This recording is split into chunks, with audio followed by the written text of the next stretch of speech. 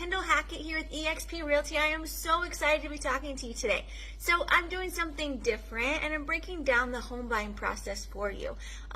Instead of doing maybe a 5 to 10, 15-minute video about the entire home buying process and maybe you not retaining all of it at one time, I'm going to break it down into smaller episodes for you. Maybe 2 to 3 minutes a piece so you've got time to sit and really listen. But if questions do pop up, just let me know and I'm happy to answer those for you.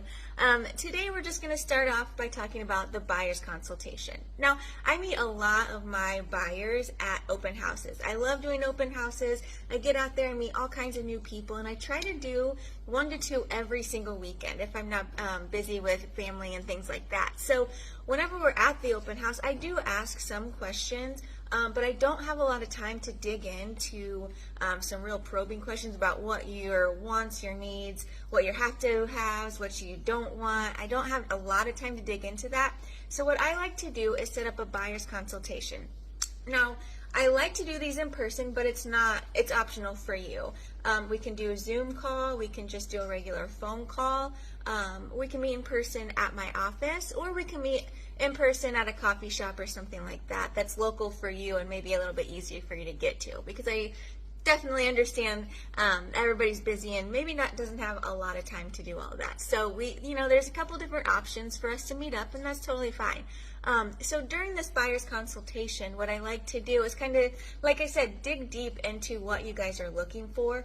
We do go over the entire buying process from initial meeting to being at the closing table and getting those keys, but it's not that simple for everybody, and I understand that too. So we break it down a little bit more at the consultation, and I also send a packet home with you, so if you need to refer back to anything, then you can do that. Or, of course, I'm always here for questions. You can call, text, email me, whichever's easier for you. But in that buyer's consultation, we kind of go over the expectations of me being your buyer's agent. So if I'm taking the time to meet with you and you're taking the time to sit and chat with me, then we will go ahead and sign that buyer's agency agreement, and that's just stating that I am going to work my hardest, work for you, and that we will get through this to the end. So and I always like to do that, and that's just so we don't waste anybody's time, mine, yours, but we can usually see at that appointment whether or not we're going to vibe or not. And so we'll get that signed, and then we move on. So we'll head out of that and we'll start looking at houses. During that consultation, we talk a little bit more about the wants, the needs that you guys have. Maybe it has to be a large yard that is completely fenced because you have animals. Maybe it has to be a full basement that's already finished. Maybe there's absolutely no way you're going to be able to talk your husband into having a swimming pool in the backyard. So we want to make sure we don't have that in any of our houses that we're going to go check out.